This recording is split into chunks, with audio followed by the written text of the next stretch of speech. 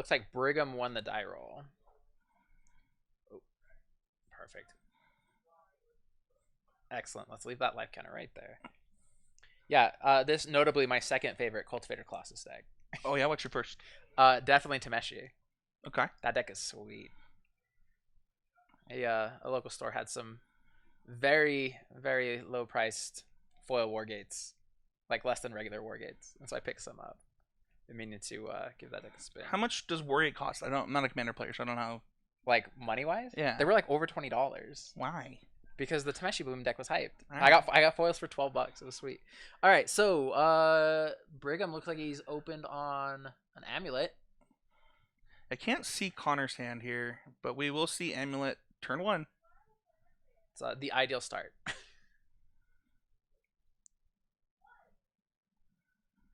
His decks are so explosive. What? The exact mirror. He called. The mirrored mirror. He called. Well, if they're playing the exact. Oh! We have double Amulet here. Here's 1, 2, 3, 4. Does he have the Azusa? Or a Dryad? And that is Titan on turn 2 if he has it. Silly amounts of mana being made right now. So right now we're gonna end up with so he had 1 floating, going to should be 7. It's or no. There should be 3 mana left. Yep. So this will trigger. I mean, the truth is that as long as Brigham does this right, I believe. Say Boros Garrison and the Slayer's Stronghold. There they are. This seems very, very, very lethal. So now we have an 8-power Titan.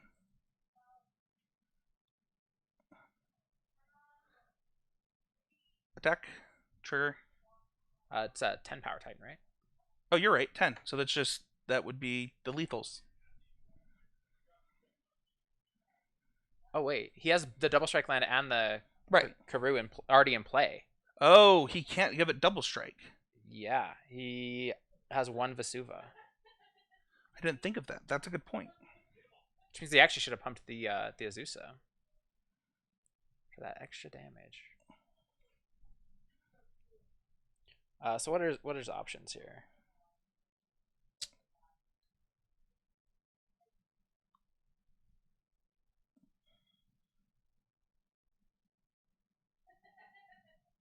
So it's got to be just. Well, hold on. You could make the Vesuva. Oh no, that won't work. Never mind. You can only clone 1 of the lands in play, and the 2 lands in play are the ones that he needs to win. Okay, so it looks like he's getting Boseiju and a Simic Growth Chamber. Solid choices. Oh, that's smart. All right. Well, we're not gonna see the turn 2 kill. We're probably very unlikely here to see the turn 2 kill from Connor.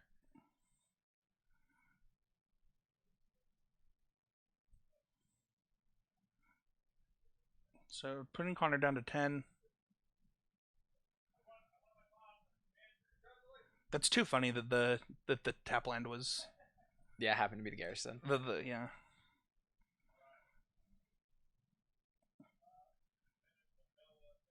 Or not the Garrison. The Fortress. The Fortress was the first land on the. That's what I meant. Yeah. For both of them too. Yeah. Let's see what Connor can do. He did get the extra land from Boseiju. So if he has a that's so forest. Not what we want to lead on. Not looking good for Connor.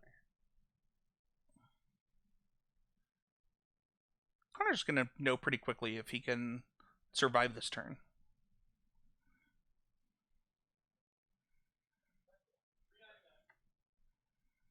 And it will be a double striking very large Titan next turn. Here we have a Dryad.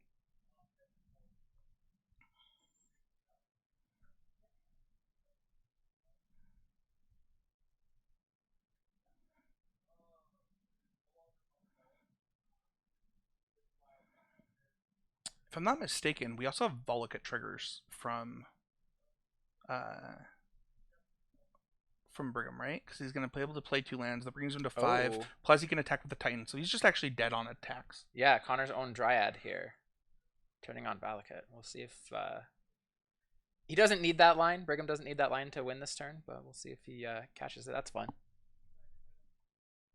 Oh, no, he's just going to go get a Colossus.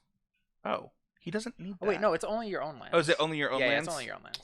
Well, then I'm mistaken. You got me hyped up for this line. I'm like, how did I never think about this? Hey, man, it was hype in my head, so... It would have been pretty hype.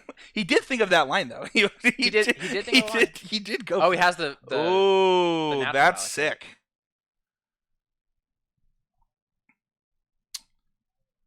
Yeah. All right. Yep, and we're picking him up. Dead about a dozen ways here. I like that we made a real point to make sure that they used the life total, and it probably was the matchup where it mattered maybe the least. The least, yeah. You're dead in 1 hit or 2. That's about where we're at. All right, so we kind of already talked about sideboarding. Beseiju came in clutch that game, kind of, but not really. Definitely stifled Connor's ability to potentially come back. Right. So it'll be interesting. It looks like we're seeing a certain number of cards. I'm going to adjust the... So what are we looking at here? All right, so it looks like he's boarding 3 in. Looks like he's short a sleeve. That's the worst feeling. He split a sleeve in the tournament. He didn't bring extras. All right, so he's boarding in 3 cards. I would expect these to be the 2 forces and the Beseiju for Brigham. Yeah, that makes sense to me. It looks like Connor was boarding in about 5 cards. That's going to be the 2 Beseijus, the 2 forces. Possibly the Hornet Queen. Yeah, I mean, the tracker also could be the answer now that I'm thinking about it. Could also be Beast Within. So when we were originally looking at it, I thought about Beast Within as it can kill lands. Or Titans. Or Titans, or the... Or no, it's non-creature, isn't it? Oh, it might be non-creature. It's non-creature, yeah, it's not a fun. I don't know if it's a non-creature. I don't know how that one's worded. I haven't played that card since I played like Blue Manji in Standard, but it can kill Amulet, it can kill lands, so quite a bit that can come in. Let's bring it up really quickly. Beast Within MTG.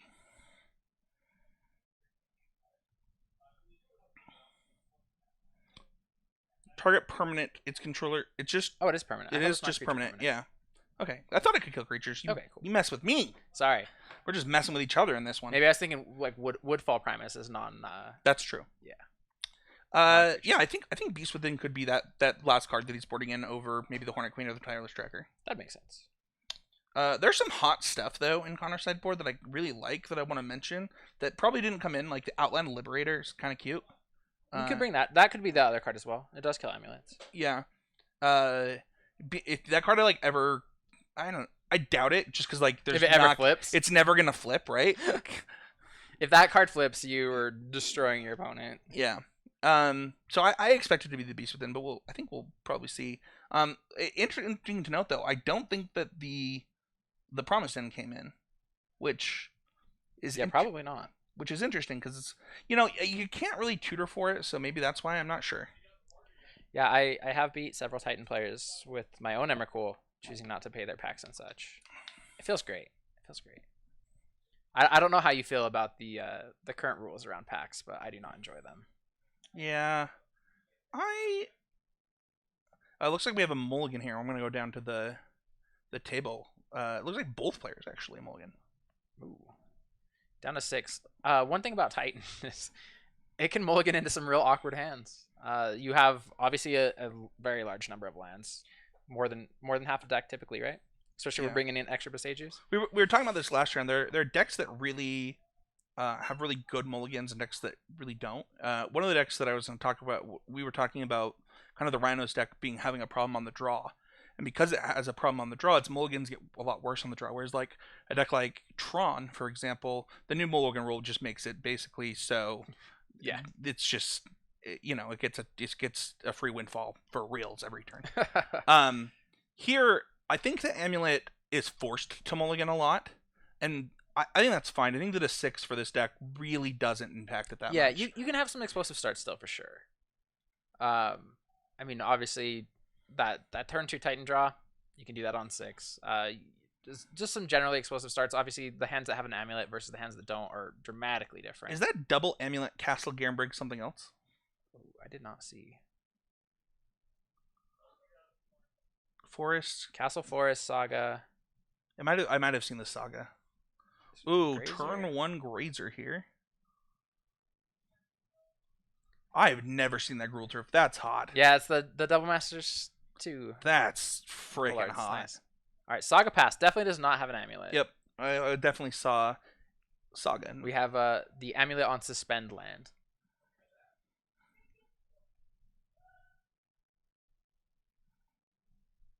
Hear a loud judge call in the background. I'm not sure if you guys picked that up. Obviously, we love our judges here. Very appreciative of the people who take the time to make these events. Pretty fast start, non-amulet start for Connor. I'd be pretty happy with this start versus another non-amulet draw. Oh, we spoke too soon. There's the amulet.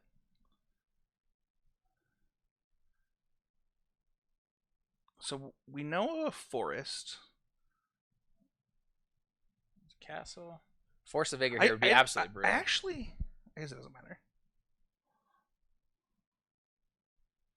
Yeah, Force of Vigor would just be lights out. Yeah. Trigger. Bounce it.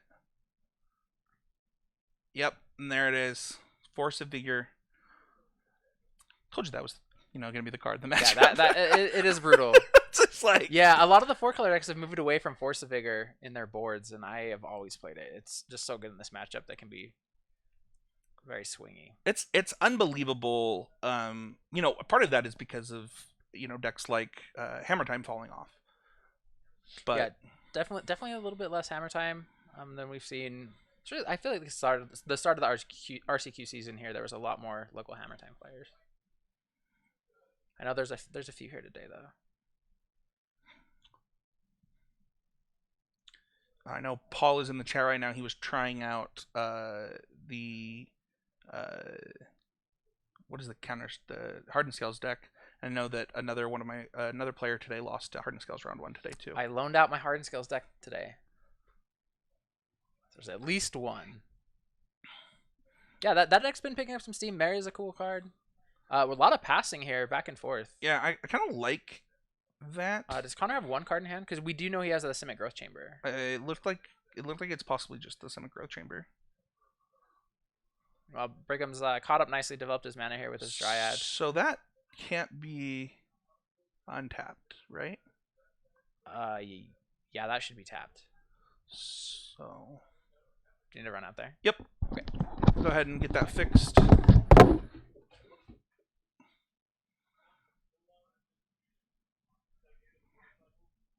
Oh, never mind. Dryad's in play, Aaron.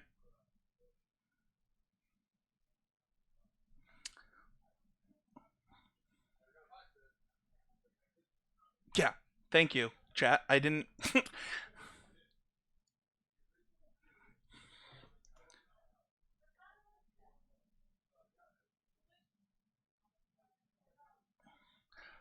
Yeah, I yelled it and chat said it right after you left. Yeah. All right. Okay, well, let's see if he can do anything without Untapped Castle. And he played his second land. He's activating Castle. Gonna put Titan into play. We don't have Volakut triggers this turn because we've already played our 2 lands. But we can. He would have 6, right? Oh, that's true because of Dryad. We can in fact have. There it is. 4 Volakut triggers. Man, I'm a Scape Shift player at heart. You need 7. I guess that's not true. I guess I played with that card a ton in. Yeah. Okay, so it looks 2 to the Dryad, 2 to the face. We don't need to kill the Grazer. 2 triggers, so 6 damage to the Dryad and 6 to the face. Making a construct, that fantastic windmill construct from the last unset.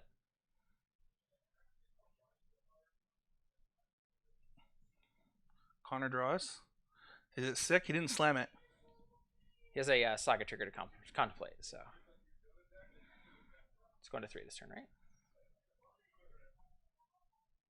Yeah, I think he's debating. Making another construct. There's no amulet, so you. Connor does have an amulet. No, I meant on the other side. Oh, okay. The Titan swinging is lethal next turn, right? Because you can get a Vesuva as a Valakut in another land. Sure. And it's a lot of triggers. It'll be 6 It's triggers. just 3 times 3 times 3. No, it's 3 times 2 times 3. It's 18. 3 Valakuts. I said 3 times 3 times 3. But there's only 2 lands entering. Oh, 3. You're right. Yeah. It's 18 damage. It's enough. It's kind of like, how much life do I need to gain to get past the next land and scape shift? You will not gain enough life. It is enough. The number of times that I've had it. You know what? There were decks that could do it. There's like he could pitch a 15/15 worm to a Nourishing Shoal. Yeah, Nourishing Shoal here that might do it. I think Connor is contemplating how he wants to concede this game if that card wasn't good. Yeah, I definitely need to answer the Dryad or the Titan this turn, or the game is over.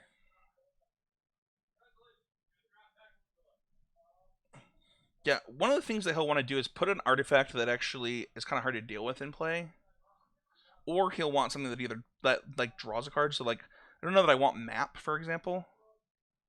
You can map for Beseiju. Beseiju can kill the Dryad. Sure. Oh, that might be good.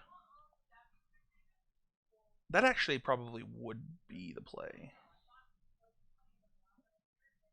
That's a good line.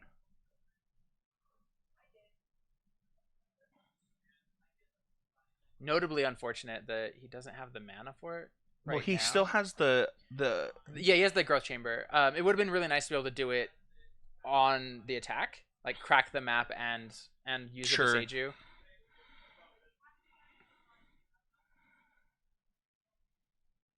All right, so there we go. Kill the Dryad. One problem solved. One major problem remains. Yeah, as long as Brigham doesn't draw an amulet, you've bought yourself some time. I wonder if it's even worth attacking into the 3/3s if you don't draw the amulet.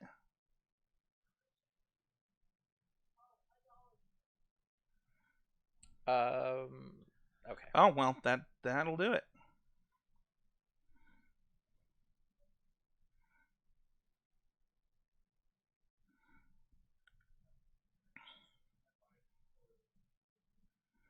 From 0 mountains to 7 mountains.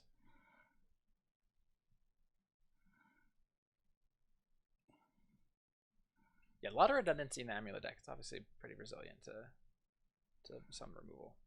Oh, and the Amulet. All right, Max Rubbins here. We just have it all. Yeah, we're gonna scoop those up. That means that Brigham will take this match down 2-0. And honestly, I felt like Connor's hand was really good. He just didn't have. He didn't have the payoff. Yeah, he didn't have the payoff for it. The strong start with the Grazer and the Dryad. He even found the Amulet, but yeah, just nothing to really do with it. Whereas it looked like Brigham, which had more threats, right? Which was something we talked about why Brigham was favored, drew into his threats really easily. Yeah, we found the Titan. I mean, it could have been a Cultivator Colossus, and that game would have played out almost the same. Almost the same. Yeah. So that's going to do it for this round. We will be back to talk to Brigham about his deck list, some of his choices, really shortly. Cool. So I'm here with Brigham, the winner. Congrats. Thank you. Feels good to start 2-0 in the RCQ. For sure. Why'd you play Titan today? Honestly, I've actually been playing pretty poorly with Titan recently, but the last RCQ here, I did really well in the first few rounds. I started 4-0 and then ended up going 4-2. But I think my matchup against pretty much the whole field is good, except Living End has been rough for me, but I've actually changed my main deck for it. Put in one Endurance, which so far has not been good, but obviously 2-0, so Yeah, we saw the one endurance. Other interesting things. You're on double cultivator colossus and a hydrate crisis. So you're Yeah. really threat dense. Yeah, I actually, personally, I'm starting to think Cultivated Colossus is kind of a little weaker. Because at the times it is strong, it's like you're getting, I mean, you're obviously like Doing the thing. going crazy, right? But anytime that would happen, Krasis does similar, except it gets around counterspells, obviously, because you're drawing on cast. Yeah. Also I not think- bricked by dress down. 100%. Yeah, because Murktide's the big. Oh, dress issue down! here. How I hate you for making all my favorite cards bad. Exactly. Yeah. So you said you started the last RCQ 4-0. Yeah. I did. Hopefully you start today 4-0. Maybe the back end will go a little bit better for you. Anything you're expecting? Anything from the new set? Anything different in the format? Yes, Leyline Binding is Yeah. obviously the big boogeyman. Not looking forward to that, It's but another 1-mana removal spell for Titans. it's so potentially. scary. But I did see, I mean, 4 colors obviously pretty prevalent here, but I don't know how many are running in that. I'd imagine a lot, but Rhinos for sure is a rough match for me. I saw that Drew round 1, so I was like, we're in the clear for now. There was a your Rhinos deck that drew in round 1 that had Leyline Bindings. We also did one on coverage as well that did win. Yeah, So maybe scary. You Yeah, can, maybe you It's a can rough fade that matchup. one. Yeah, hopefully. Yeah. So, what are you thinking about Modern as a format right now? I love it, honestly. I've only been playing for a few months now, but it's Okay, like cool. absolutely wonderful in my opinion. People complain it's like Modern Horizons 2 format, but I don't know any better, I guess. Notably, Amulet. While it gets some nice additions. Saga. I mean, yeah, Saga. Of course. You get Saga, but you're not jamming like 30 cards from MH2. Yeah, You're not MH2 tribal. Not yet. Not yet. Yeah. All right, MH3 tribal. Wait, Exactly. MH3 is the Lord of the Rings set, right? Lord of the Dude. Rings tribal. Gandalf coming in. Let's go. Yeah. So those games. Obviously, you had the incredibly fast start in game 1. Yeah, that was. Kind That was pretty good. of had it all. The embarrassment of riches. Yes, exactly. The double amulets pop off. Yeah. Did you realize you couldn't double strike your Titan? So I did, but I was like, well, for some reason in my head, I just thought of Zeus and Dryad were like the same cards. I was like, oh, I'll just get Crumbling Vestige, Vesuva, because then I could have, right? And then I did not have that, but the Beseiju for his amulet was obviously enough to get there. Yeah, anyway, the Beseiju 'cause for the it's- amulet. I mean, if you can't close on turn 2, Exactly. it's gonna make it very I'm gonna have a difficult. Titan, and there's Yeah, no very- answers. Board very difficult. game 1 especially. You're Yeah. just- Well, how are you dealing with Titan in that Yeah, spot? So, you're not. well, congrats on the win. Any other thoughts about the event? No, it's wonderful. You I can, love it. Glad a lot of people are here. Still very competitive. So. Yeah, very competitive. We had 59 people today. I'm really glad the event is not 7 rounds. Yeah, for sure. We're that pretty was, close to that. Yeah. Six more people, and we would have had a 7th round. So, Yeah, thankfully. all right. Well, good luck today. Thank you, Hopefully, you appreciate can keep winning out. Maybe you can get some draws instead of having to play rounds 5 Yeah, and 6. hopefully. That's a little rough. All right. Well, Appreciate Brigham, your winner. The Thank you. Amulet Mirror. it.